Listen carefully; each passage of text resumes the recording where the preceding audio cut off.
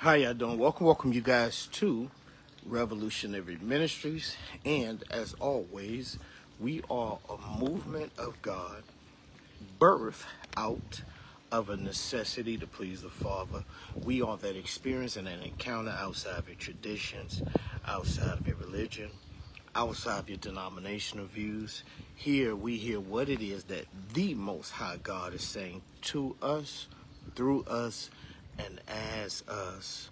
As you guys are coming in, don't forget to tag, share, and invite. Bring somebody in. Blessings to your family. God bless you all. I just want to share with you what, God is saying. You can believe it. You can share it. You can hold it to yourself. But I'm obligated by the mandate that is on my life to release to you what he's saying. Amen. Because once again, I'm going to say this again every time I come on. Faith cometh by hearing, and hearing cometh by the word of God. Blessings to you, Apostle Bonnie, Dr. Bonnie. Blessings to you, Prophet Carlos. Blessings to all the kingdom citizens. Amen. Y'all just continue to invite people in. I'm going to invite some people in too myself. I believe God has a word. God has a word. I ain't got no word. Well, I got a word, but I believe God has a word. And if you would just take some time, to fellowship with us today, it may do what God sent it to do, and it may prosper, succeed whereunto he sent it. Amen. Because when God sends a word, it's just like the rain. The rain comes when the rain falls. It does what it's supposed to do. So I'm a firm believer that this word is going to do what it's supposed to do, right? So y'all come on in. Let me do some tagging. Let me do some sharing. Amen.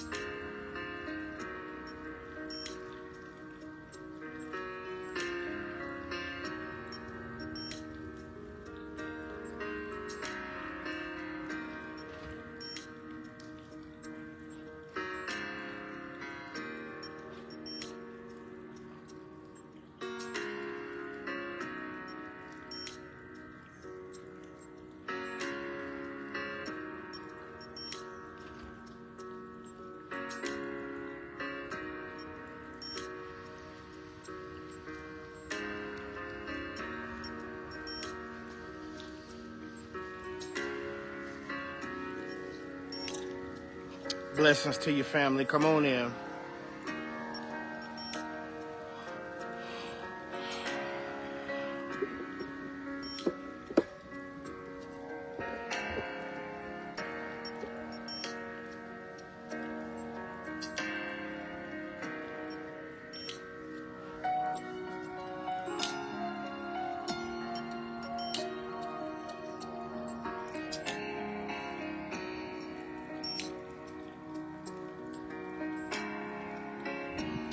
So I just wanted to share with you for a few moments you know, what the Spirit of God has been dealing with me with, or just, fellowshipping with me with.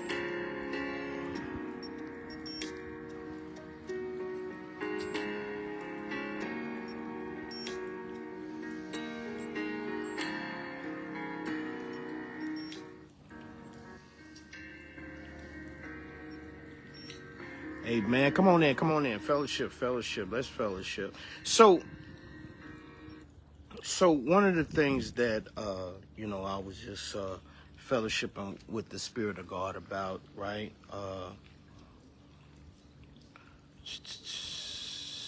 At followers. I was having this conversation earlier with a gentleman, a man of God, somebody who just the Spirit of God just directed me to or connected me to, and our conversation that we were having was dealing with can Christians have demons, right? And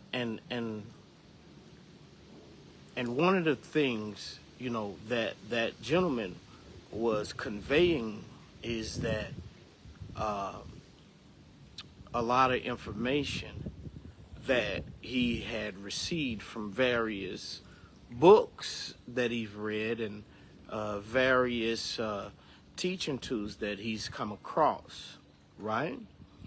And so when you talk about a Christian, I want you to be reminded of what people say when they say Christian in the modern day. Because once again, what Christian was, what it first started off as, it is no longer that today. Now, when you were seen as a Christian or the way or follower, people literally meant that you followed Christ. I mean, your actions, I mean, your lifestyle, blessings to your families you're coming in. I mean, everything that you were doing, it was Christ-centered, And in fact, when they came up with the name Christian, that's what it was all about at first. It was legitly about a word that they used to make fun of us. Oh, there go them Christians. You know what I'm saying? It was legitly like saying, oh, there go them Christ followers. They follow Christ. Oh, they don't follow the law. They don't follow the rules, the regulations. They don't follow the traditions. They follow Christ. That's what it was really about at first. And it had power, It was so powerful that they had to kill you or that they had to take you out. See, when you were first called a Christian, when you were first called the way, it was like you were a cancer to the conventional way of living, or the way of living, or the lifestyle of today. See, when you were first called a Christian, you guys, it had power. It meant something.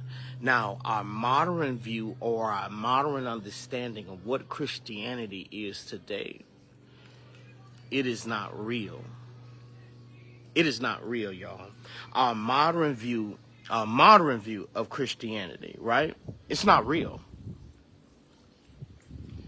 It is not real, y'all. It's not real at all. Our modern view of Christianity is about people going to church. Our modern view of Christianity is about people shouting and dancing, clapping. Our modern view of Christianity is about, oh, I go to this big, huge church, and my leader is popular.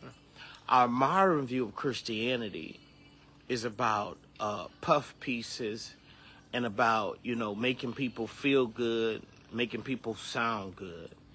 our modern view of Christianity it's just phony, you guys. It doesn't deal with what's really going on. It doesn't deal with what's really happening, right? And we just gotta be transparent. We can no longer, say, hey, I'm a Christian, and people connect that way because of the word, because of the brand.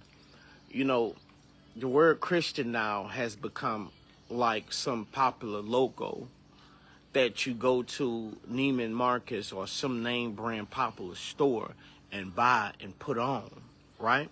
So now the word Christian is just like a logo, popular logo. It's like, what are some of the popular logos? What are some of the popular brand names? And that's what Christianity is now. It has no true power. It has no real authority.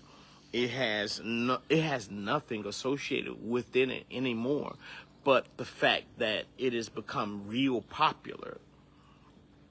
And that's what it is now. When people say, "Oh, I'm Christian," it's like you wearing a $150 or $1,500 purse, or a $5,000 purse. That's the reality of it. That is the true reality of it today. Because if Christianity had any real power or any real significance within our construct that we have today, then it should be the most powerful movement on the face of this planet. That means, and what do I mean by powerful movement? That means it should affect government, right? And let's start off with the first thing. If Christianity held any real power today, that means it should affect government. Christianity don't have any power today because they can't even affect government. In fact, the deepest part about it is that it is so powerless that it will elect people or choose people who go against everything that the Bible says because, oh, I like him. Oh, I like her. Oh, I want to make history. That's the most craziest thing on the face of this planet. Oh, I like Kamala Harris, so I'm going to vote for her. Oh, I like Trump, so I'm going to vote for him. Do you understand how crazy that is? Do you realize that we have 4 billion Christians, or over 4 billion Christians, that are on the face of this planet, and we can't even affect the government? With over 4 billion Christians here, there should be Christian lawyers, there should be Christian doctors, there should be Christian government, there should be Christian businesses, there should be Christian everything. And in a sense, they can get on the stage and say, hey, I'm Christian, preach, pray, prophesy, talk about God and scriptures, and still kill babies, and you'll vote for them. And still give gay rights, homosexual rights, gay marriage, and you'll still vote for them. That's the most craziest thing that I've ever heard and ever seen in my life, for you to hate someone who says, oh, no, I follow God, and we're not killing babies. Oh, I follow God, and we're not doing X, Y, and Z, and we're doing X, Y, and Z. That is the most craziest thing that I've ever heard. Oh, I'm a vote for her because of her skin, because she black. Do you understand how racist that is, to vote for somebody because they black? That's the same. If you were to flip that around the other way, and hear the white people say, oh, I'm voting for him because he white. Because I mean, they running up against somebody black. I don't want the black person in office, so I'm gonna vote for the white person. Do you know how crazy it is? Do y'all even really truly have the ability to actually see and actually hear? Most of us, we are following what's popular. Oh, if wearing crystals is popular, now all of a sudden everybody wearing crystals. If going to TD Jakes or TD Snake's church is popular, now all of a sudden we all going to TD Jakes church. If watching this movie is popular, now all of a sudden we all watching this movie. Do y'all understand or overstand the culture that we are in? It is so crazy, the culture that we are in. And I know you. I know. We're gonna do some spirit walking, and I'm gonna explain to you what that means, because I know the title may be a little misleading. First and foremost, and forgive me for my little rant, but it's just so crazy how somebody can come up to me and say I'm a Christian, but don't know the belief system of what they're following. You know, it's very strange to me. You can get up in a stage in a pulpit and preach about Jesus and talk about Jesus, and talk about God and all of the amazing things, but be still living a demonic lifestyle, still living a selfish lifestyle, still living a lifestyle that is full of self, right? So when I talk about spirit walking, what am I talking about? What am I talking about? What do I mean when I say spirit walking? Well, first and foremost, I want to say this: lay the foundation. God is spirit, right? Right? Right? God is spirit, you guys.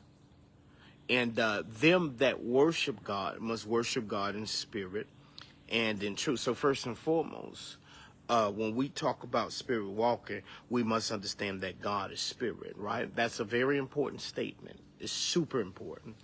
God is spirit, right? So what does that mean to us? If God is truly spirit, what does that mean to us? Well, in the beginning, God created the heavens and the earth, right? And it was without form, void, darkness on the face of the planet, right? And so God goes on to manifest or give a body to things that are invisible, right? And so on one of those days, he said, hey, you know what? Now that I've created everything, now that I've manifested everything, I need to put somebody there to watch over it. I need to put somebody there to tend over it. I need to put somebody over there to keep it. So essentially, if I were to modernize what he said, I need to make sure somebody run it. I need to make sure that somebody runs it exactly how I would run it, right?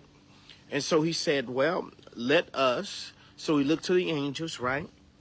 He looked to everything else, and he realized that, you know what, nothing else has the ability to make decisions outside of hearing my voice. So I need to make something that can hear my voice, and not only hear my voice, but to actually become my voice at any moment, at any given time, right? So he said, what am I going to do? Well, let us create this man, or create this purpose in my image. That means in order for that to happen, I'm going to have to create something in my image. In order for this being to run what I have placed here, or for things here to recognize me here, I would have to create somebody in my own image, okay? After my likeness, after my kind. And so therefore, that's where you get the statement from. Let us make man in our image, after our likeness, right? After our kind. So essentially what he was saying is that I created something that will operate like me, that will function like me, that will flow like me, that will be able to create like me, that will be able to do like me, right? Without, again, here's the key, without waiting for me to say do it. That's the key. Let me say this again. Let me slow down. So when we talk about God is spirit, we must first foremost understand what God is, spirit is. Then after we recognize that God is spirit, we have to recognize that we were created in this image, after in this likeness. We were created this way. We were created to operate, function, and flow just like God. Right? Just like God. Just like God, you guys.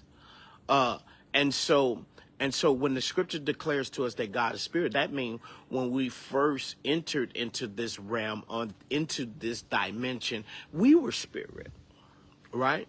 And just as everything that exists here on this planet, amen, in this realm, right?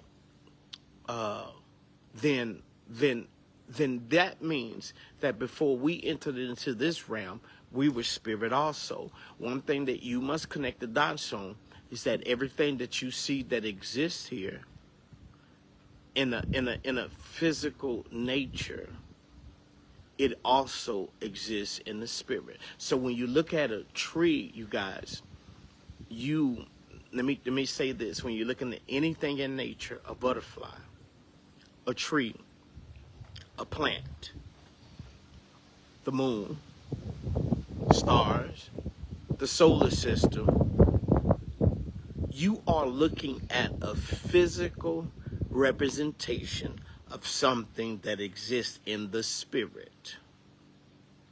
Okay? Let me slow down. Let me say this again. Because, again, once again, the only way you're going to be transformed is by the renewing of your mind. If you keep listening to the same stuff, keep hearing the same stuff over and over again, then you will never grow, man. You will never, ever grow, you guys. So everything that you see out in nature, again, once again, out in nature, it is the byproduct of something that exists in the spirit. Just like fast forward. When you see a building, when you see a phone, when you see a car, when you see a helicopter, do you guys truly understand that when you see the helicopter, it is the byproduct of something that existed within the mind of man? The same way that God has the ability to create or to bring into fruition those things that exist in the invisible realm, so does man have the ability to bring forth those things that exist in the invisible realm. All it takes is material. To bring something out of the invisible, you need to have the material that's needed or necessary to bring it into the physical realm, right? And so when we talk about God is spirit, we must also recognize that we are spirit as well, because God made us in his image. He made us in his image. He said, you know what? I need to truly make something that can operate like me, that can flow like me, that can do like me, right? And so he made the man, gave the man just one thing. He said, listen, if you fellowship, if you flow outside of the covenant or outside of the thing that I called you to walk in, then you will no longer operate, function, or flow within your purpose. And when you no longer function and flow within your purpose, we can't walk together. We can't talk together. You are no longer operating like me. Anytime you operate, function, and flow outside of your purpose or the reason why you were created, then you can no longer walk like me. You are no longer walking like God. To domesticate a lion. Can we talk? To domesticate a lion is to corrupt that lion.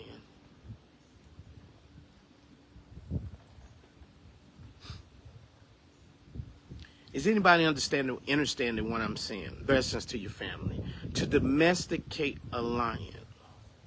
Domesticate it is to corrupt that lion.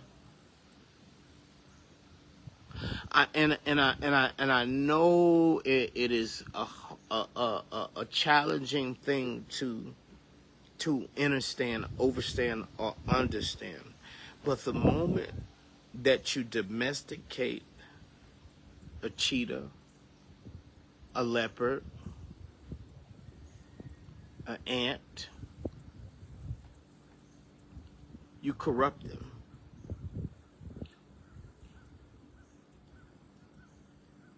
You to shoot and kill a lion because the lion is doing what it naturally does. You are messed up. Why do you think the scriptures declare that you can't change the spots on a leopard? Now, you may be able to paint it or whatever it is, but the conscious reality of it all is that the moment you try to domesticate nature itself, you corrupt it. And when I say corrupt it, that simply means you are causing it to operate, function, and flow outside of the purpose that it was created for. And this is what we're doing. This is the reality of what we've done. We've become so modern, we've become so corrupted that we have truly forgotten the purpose of everything. We've truly forgotten the purpose of it all. We've forgotten the purpose. See, that's why when you become a son of God and you begin to mature as a son of God, one of the things that happens is that nature starts to rejoice. Do you understand that? Nature starts to rejoice when a son of God is born.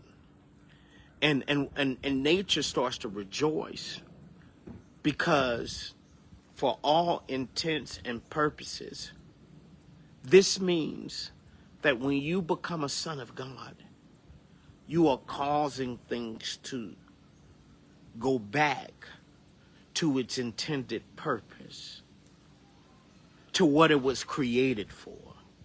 Now, what you turned it into, that's a whole entire story. That's something else different, right?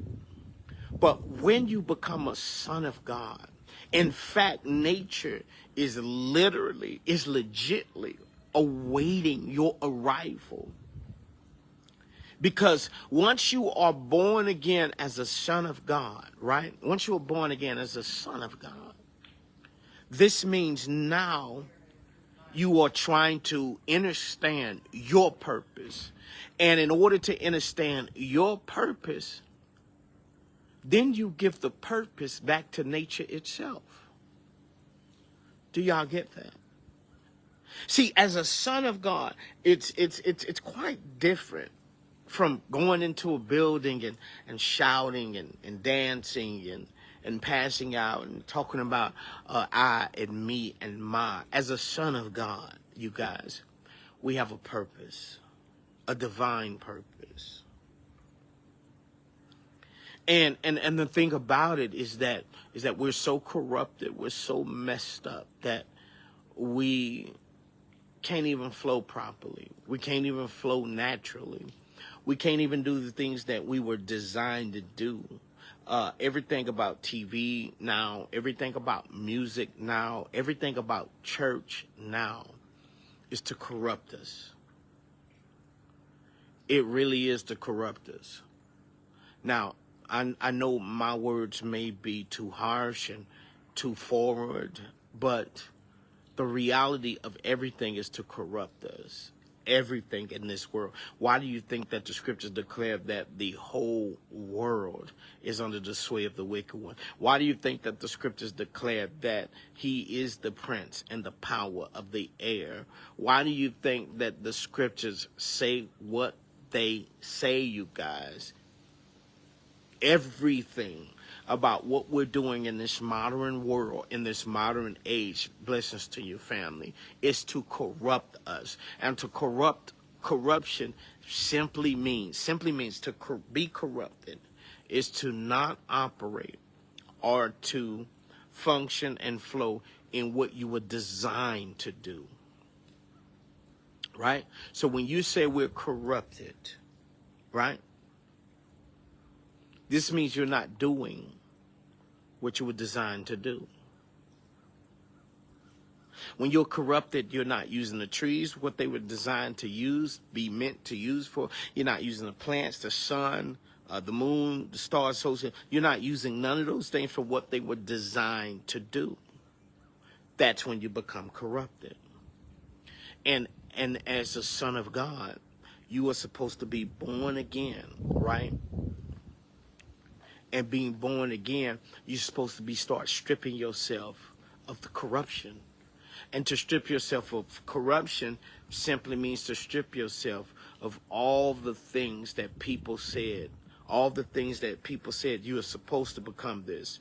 You're supposed to do this. You're supposed to act like this. You're supposed to buy this. You're supposed to eat this. You're supposed to live like this. You're supposed to talk like this. You're supposed to walk like this. You start stripping yourselves of all these things. This is why it's easy to become a Christian, but it's hard to become a son of God. Even though you are a son of God, it is extremely hard to become a son of God. Now, I know that may sound like an oxymoron. I know that may sound crazy. And you're saying, wait a minute, I am a son of God, but why is it so hard for me to become what I already am? Imagine going to a store and buying a shovel. And though you went to the aisle and bought a shovel, but you're taking that shovel and you bought that shovel and you bring that shovel home, right? And you use that shovel to nail in nails. You use that shovel to nail in nails. You use that shovel to beat holes in walls. You use that shovel to drink water out of. You use that shovel to walk on. And so eventually, because the shovel was used for everything that it was intended to be used for, that it was birthed and designed to be used for, it don't even know that it's a shovel anymore. And in fact, anybody who tries to use it for what it was intended to be used for, it feels awkward to be used what it was intended to be used for. And most believers, once an apostle or a man of God or a son of God uses you for what you've been intended to be used for, now all of a sudden you feel awkward, you feel strange, and you feel out of place because, oh, he's using me or she's using me. Anybody getting that? Anybody waking up? You don't realize that you were born and you were birthed for purpose. And one of the things that the apostolic has the ability to do is to use you.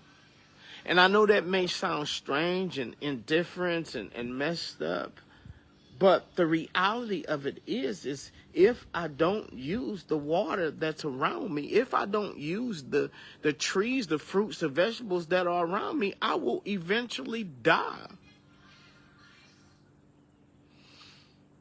You see, we have to start taking lessons from nature itself, right? Before we can call ourselves what we call ourselves, we must start taking lessons from nature. Even when you look at the wisest man, Solomon, in his wisdom and through the book of Proverbs and the book of Ecclesiastes, most of his wisdom came through the experience and the encounters that he had within his life. Right? Take for instance, an ant. Take for instance, everything that is in nature. It automatically does what it's supposed to do by default, because that's what it was intended to do. That's the reality of it is. And so when you are born again, listen to me, hear me real good. When you are born again, you are essentially at core, at the value of your existence, are supposed to go back to purpose. To go back what you were naturally created to do. And not all are apostles, not all are prophets, not all are pastors, not all are teachers. Imagine a son of God as a doctor. Imagine a son of God as the president of the United States of America. Imagine a son of God as the chief of police.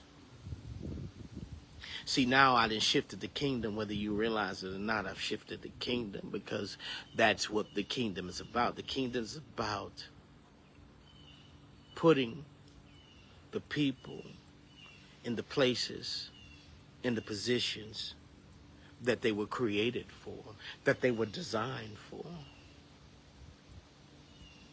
See, church doesn't do that. Christianity doesn't do that. Christianity likes to fill buildings, fill streets, and make people sing, clap, shout, and dance. But they don't put people in positions. Now, imagine this, imagine this. Imagine, what if we were the governors, sons of God? Imagine the son of God, sons of God were the lawyers. Sons of God were the doctors. Sons of God were the presidents. Sons of God. I'm not talking about Christians because, again, the police officer claims he's a Christian, but he's shooting kids and babies. The preacher claims he's a Christian, but he raping little boys. I'm gonna make sure. I have to make sure that I strip you of your flesh. I have to make sure that I strip you of all of your worldly ideas and concepts that you were raised up in. I have to, because you don't understand or understand how crazy it is out here today, you guys. It really is crazy. People are not the same anymore. They're not. People are not the same anymore. And I'm gonna be all over the place, and that's okay, because that's what the apostolic and prophetic does when it merges, right? Because God speaks specifically to different people at different times, at different moments.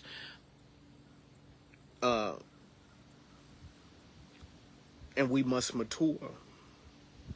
And the only way we're going to mature is that we have to sit under mature teachings, right? Because again, remember, even if you look at it in the physical aspect, right? You went to pre-K, or first you went to daycare, right? Then you went to pre-K, right? Then you went to kindergarten. Then you went to first grade, went to second grade, third grade, fourth grade. And you were learning a whole lot of stuff that wasn't applicable to your life right now, right? Right? Remember when we were going to school, college, and all these things? We were learning things that weren't applicable to our lives, but yet we were learning it. Why? So we can get through these different stages, right? So that we're okay. First grade, took a test, boom. Everything that I learned in first grade, I had to take a test. And if I passed that test, that determined whether or not if I had the ability to recollect the information that was given to me. Right? That's what school is about. Being able to recall the information that was given to me, because you're not using the information, you're just recalling the information. Test in school is based on the ability to recall the information. At least in our modern day, being able to recall the information, right? That's what it's about today. Being able to recall that information. And you go through second grade and you do a whole bunch of learning. Then they give you a test to see if you can recall the information. The test pulls out the information. The test is literally designed to pull out the information. Now, if you failed the test, then that means the information wasn't there, or you don't test well. One or two things. That means the information is not there, or you just don't test well, right? So a test is meant and designed to reveal, to manifest what's internal. So anytime you feel like you're going through a test, always remember that test is only designed and meant to recall what's there, or to bring about, or to manifest, or to reveal what is internal. Tests are very important, right? Because a test allows you to know yourself personally, okay, what's in me? What is in me? Hate in me. Wow, that situation brought out hate. Wow, that situation caused me to lie. Wow, that situation caused me to be frustrated. Wow. That's why a person who spends most of their time in the building, clapping, shopping, and dancing, they could never pass a test. Or rather, it'd be hard for them to pass a test. That's why everybody that God raised up, most of the people that God raised up, it always seems like they go through the most craziest things. And to be honest with you, the more powerful the leader is, or the most knowledgeable that the leader is, or the most experienced that the leader is the person who has come across, or been through, or been in so many different things, right? I mean, they've taken so many different tests. They've went through and been through so many different things. And it's important to understand this, and understand this as a leader. Right now, you may be praying for somebody. And right now, they may be in a crack house. They may be an alcoholic. They may be a dope fiend. But wisdom would say they're at the right place. And I know in your immature status, you want them to come out of what they are in just like that. You want them to overcome just like that. You want them to just wake up one day and poof, all the prayers that you've been praying, they're now working. But the reality of it is, I'm reminded of a gentleman that was blind, and the disciples kind of was a little confused, right? Because they associated sin with sickness. And if you're not mature, you're going to associate every sin with sickness. That's what immature people do. That's what church people do. That's what Christians do, right? They associate every sin with sickness, and they associate every sickness with sin. And so with this faulty assumption, the disciples was like, well, this cat was born blind. So if this cat was born blind, then who sinned? If he was born blind, I'm talking about, he was born blind. He was born deaf. He was born sick. He was born messed up. He was born in sin. I need you to connect something a little bit deeper with spirit walking now, right? We were born sinners. Do you know that the moment that you came into this body, or this nature, or this consciousness, or this awareness, whatever term you want to use, that doesn't matter, that you were born sick.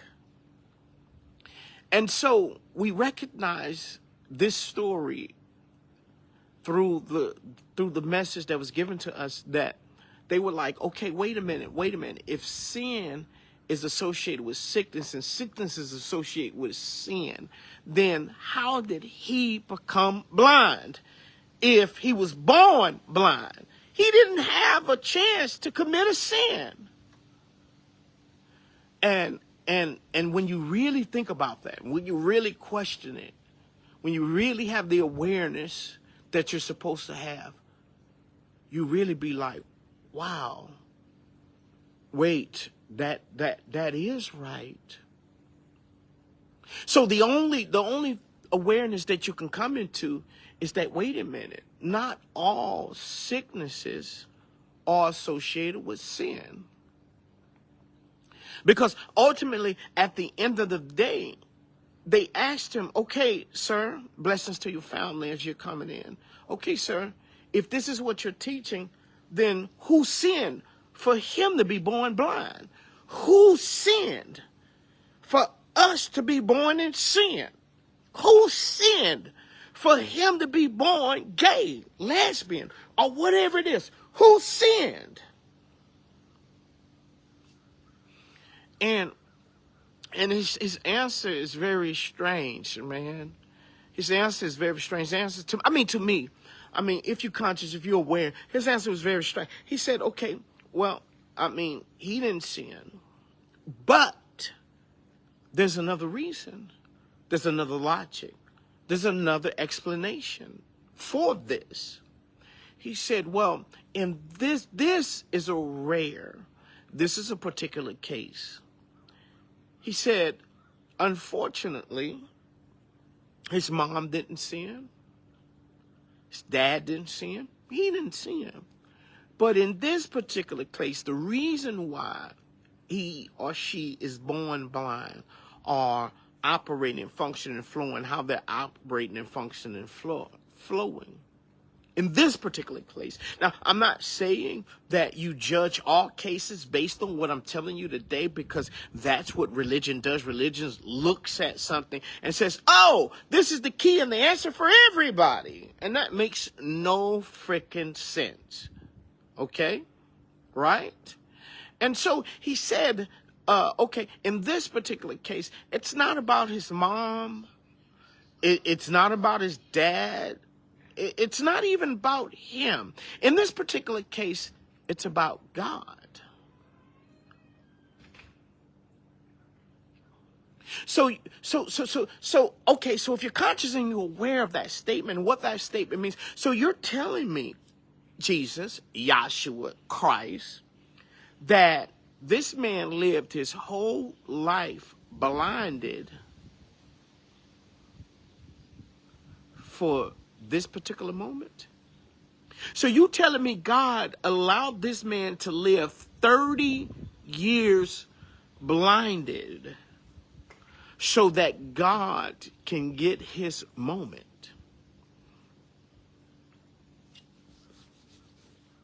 See, I'm transparent. I'm going to minister the gospel on how it was meant and designed to be ministered.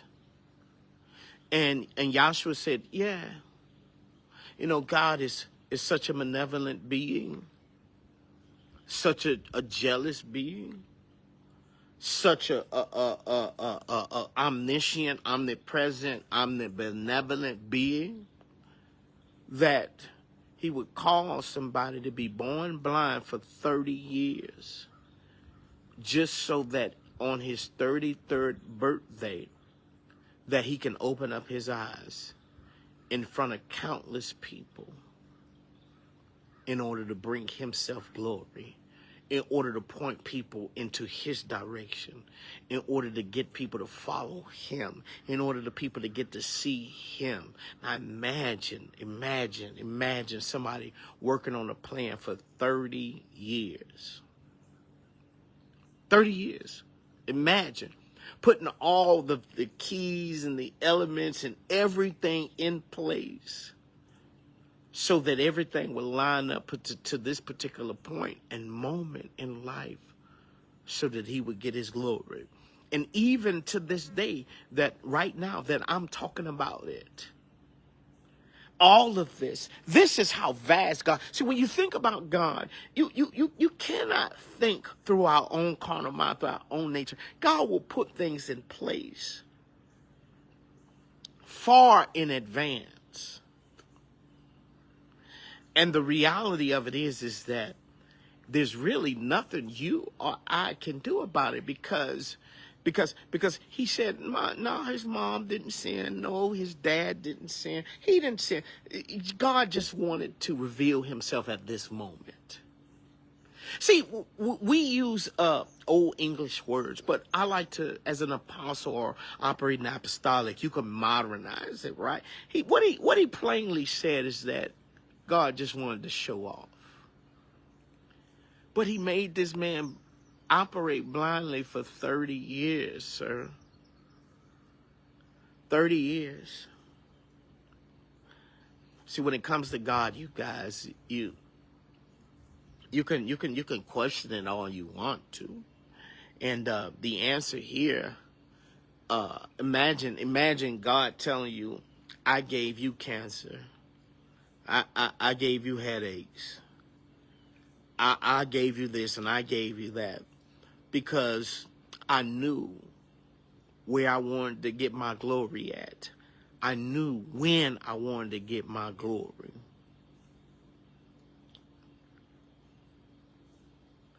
And when you take it at surface level, it's like, man, this is crazy. So you inflict me, man.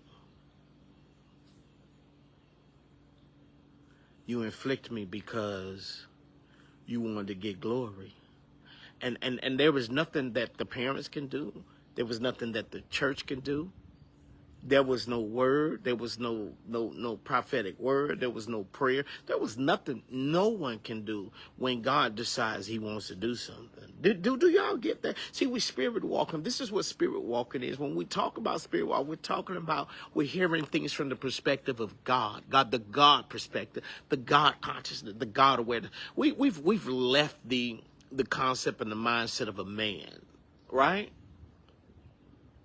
This is what spirit walking is. Why? Because God is spirit. When we say spirit walking, what we're saying is that we're walking with God and we're listening to the wisdom of God, man.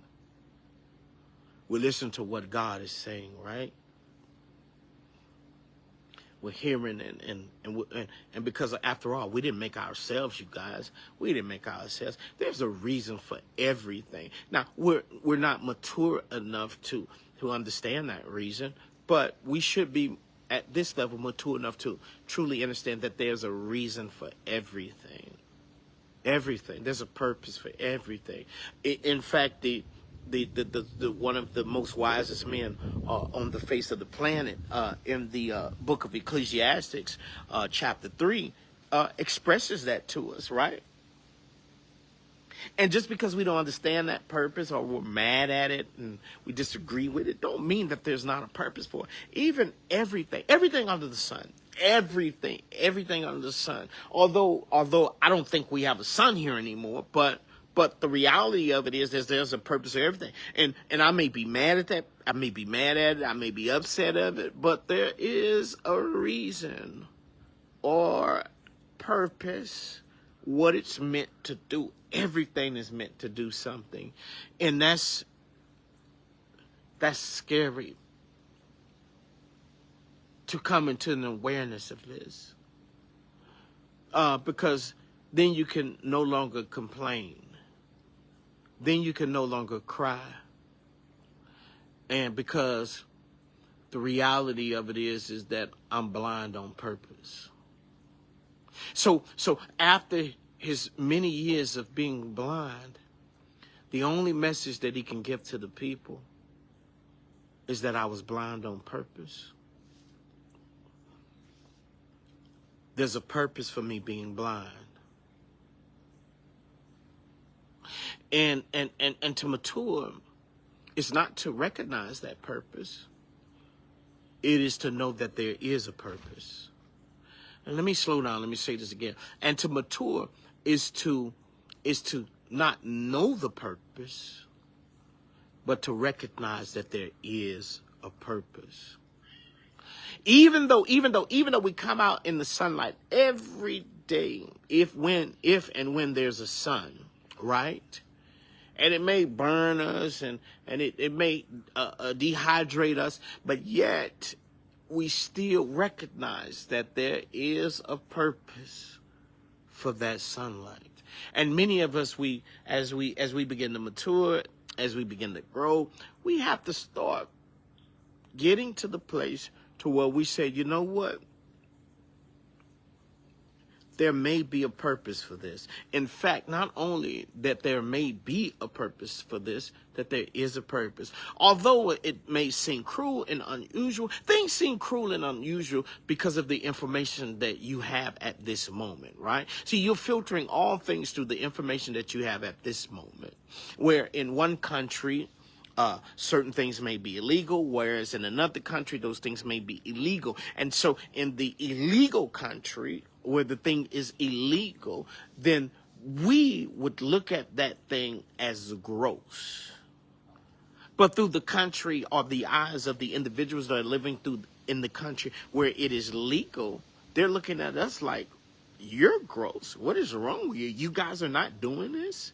You guys are not talking like this? You guys are not living like this? And so the standard is not whether or not on the thing itself. The standard is based on the information that the people or the individuals have within them. And it's just like a magnifying glass, a lens, a telescope. Everything is being filtered through something. Everything.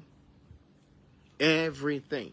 And to mature, man, to mature, you know, it puts you in a position sometimes to make you seem as though that you are emotionless, because a camera that views the world has no emotions.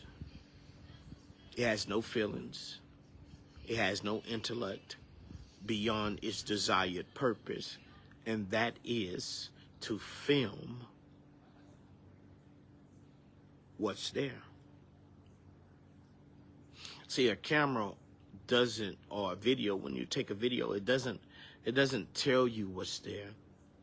It only films what's there. It only records what's there. It don't say, oh, that's a horse, or that's a tree, or that's this and that's that. No. The purpose of it is to record it.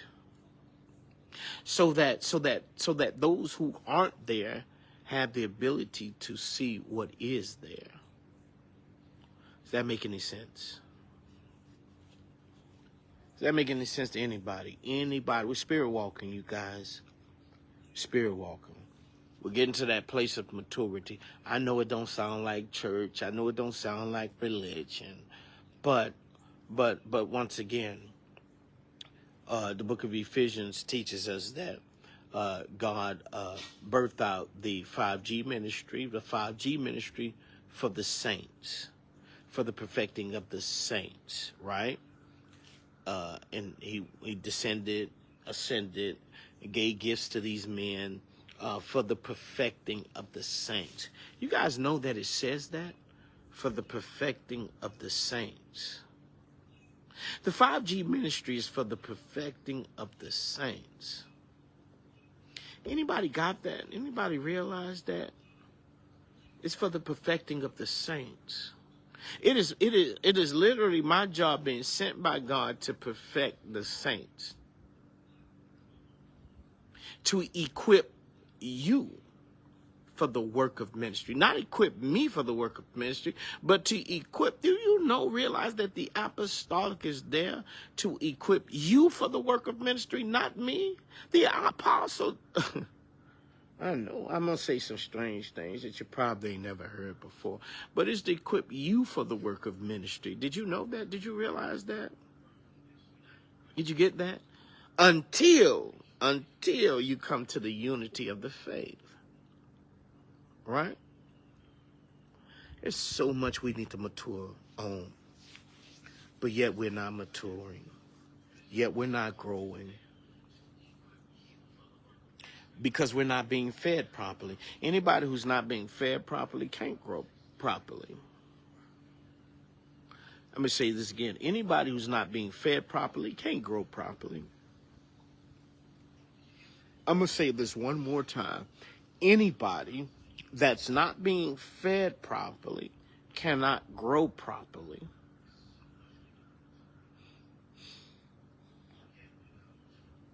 They can't. No more than a individual eating nothing but cakes, candy, and cookies for their entire life and drinking nothing but soda. They can't grow properly. In fact, eventually, after consuming improper diet for so long, they'll actually get sick. And that's why many of you are sick. And you don't realize it. That's what Paul was saying. He's saying, man, you eating, and because you're eating wrong, or you're sick.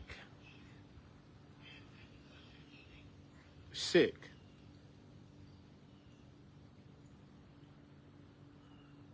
Many of you are sick. Many of us are sick. We are.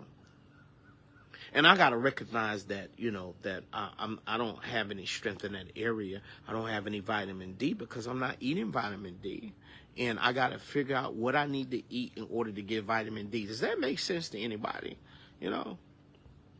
We're learning now that we have something called H3O. We had H2O, but now we got H3O. We didn't know that. We didn't know that we can eat our water. We didn't know that. There's a lot of things that are lost. A lot of things that are lost. Because when you go in a grocery store, all you see are the processed foods. And just like when you go to churches, when you go to schools, when you go anywhere, all you see are the processed people. And too much of the processed foods will eventually hurt us and harm us.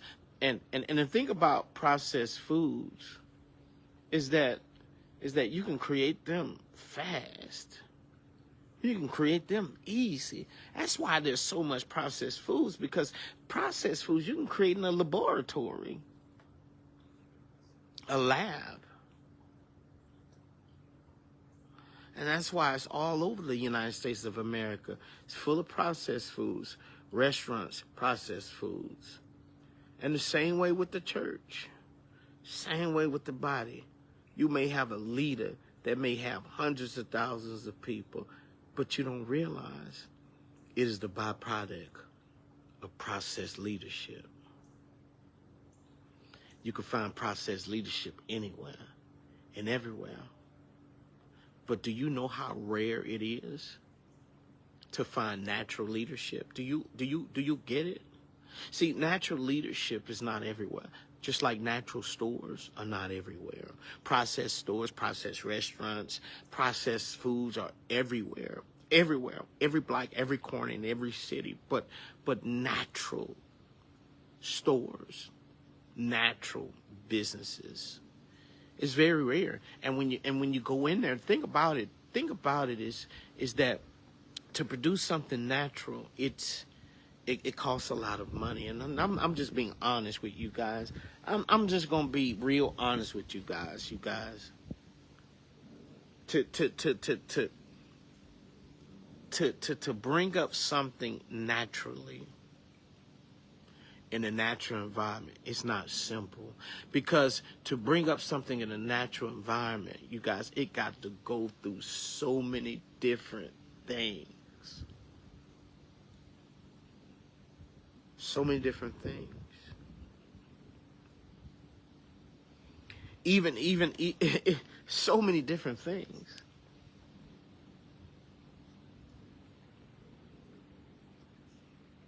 But the thing about it, once it comes to fruition, it's going to have every vitamin, everything that's associated with it.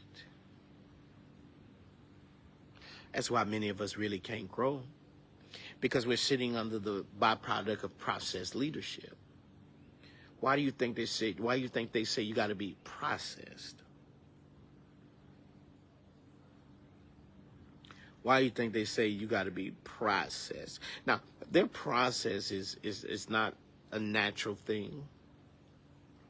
Their process is that they want to manufacture you. They want to make sure that you're able to say this, that they want to make sure that you're able to eat like this, talk like this, walk like this, live like this, do like this. Natural leadership is very hard to find, because when you find natural leadership, they're going to be unprocessed. You're going to look at them like, man, you wow.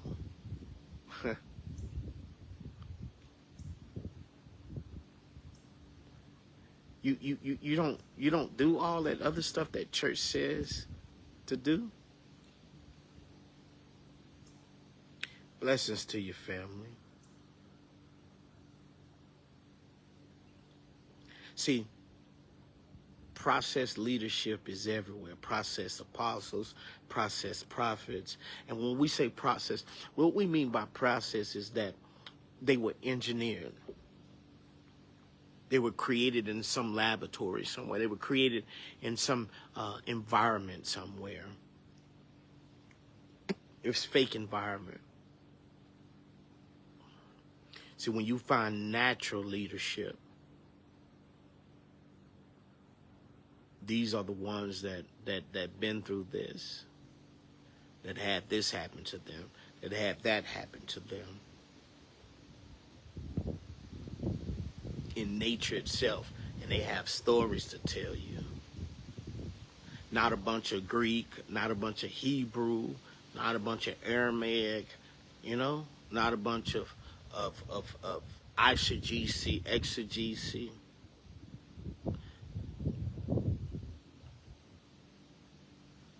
But just like Thomas said, I want to feel the wounds. I want to know that someone can go through as much as you went through and still be alive and still survive. That's natural leadership. Crucify me. I may cry. I may be mad. I may be upset, but still crucify me. No, don't call no angels to help me. No, don't call no angels to come and get me out of this. Crucify me.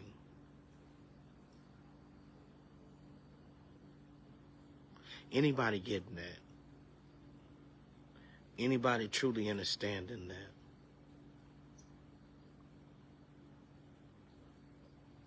Because after you crucify me, and I'm still alive, and I come back from that crucifixion, you're going to have to look at me differently now. Regardless on how everybody else look at me, you're going to have to look at me different, because you crucified me. And you know you crucified me.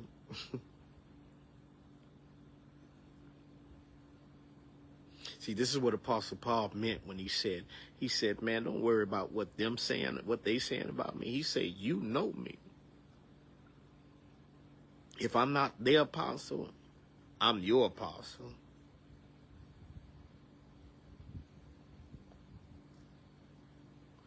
You are not processed. Real apostles, real prophets, real pastors, teachers, evangelists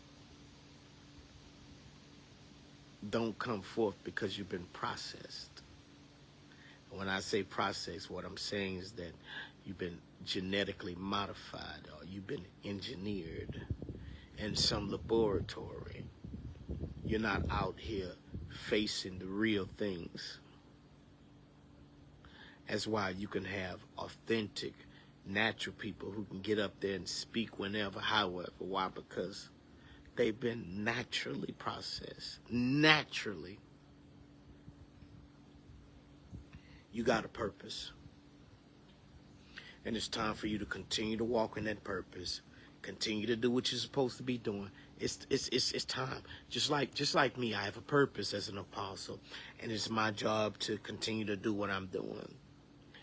And you know, I spend all day, most of my day, listening to the things that God needs me to listen to, so that I can be able to hear what it is that God needs me to hear, so that in turn, when I open up my mouth or his mouth, I'm able to speak naturally. I'm able to flow naturally.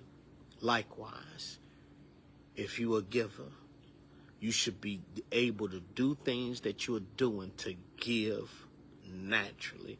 Every gift should flow naturally. If your gift not flowing naturally, then that means you're not working. This means you're not planting.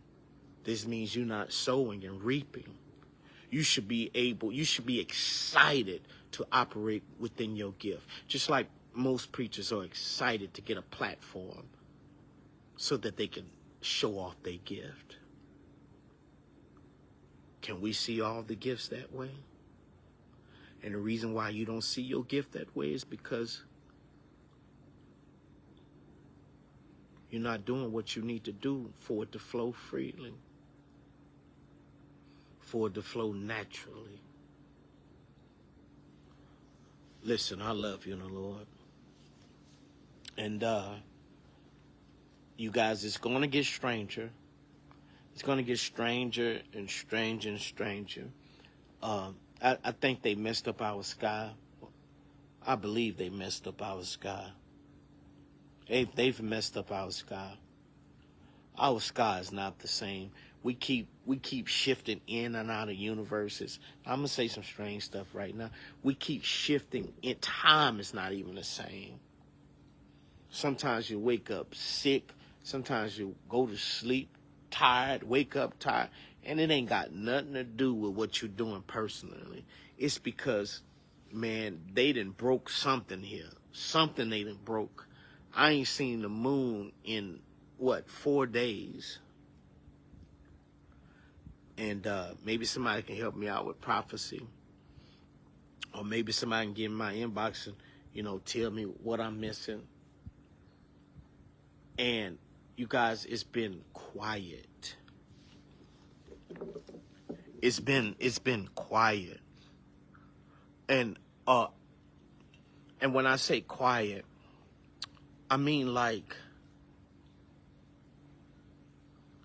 I mean like it's just not too much as far as it relates to I don't know, the spiritual realm. It's been quiet. There's been movement, but the movement has been quiet. There's been things that have been going on, but it's been quiet. Everything that's happening in the spiritual realm right now, it's like it's been quiet. It's like something big is happening. Something big is going on, man. I'm telling you guys, it's just, it just boom, a storm just come out of nowhere. I'm talking about thunder just come out of nowhere. Just many different things are coming out of nowhere.